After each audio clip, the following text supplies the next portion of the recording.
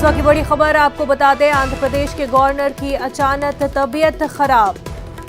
Governor बसवभूषण Harichandan की तबीयत खराब हो गई है। खसूसी तैयारे के जरिए हैदराबाद मुंतकिल किया गया है।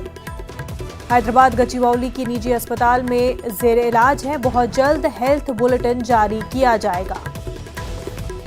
इस वक्त की अहम खबर आपको बता रहे हैं, आंध्र प्रदेश के गवर्नर की तबीयत अचानक खराब हुई है।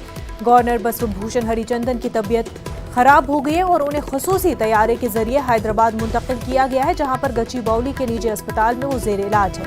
बहुत जल्द इस हवाले से हेल्थ बुलेटिन जारी किया जाएगा।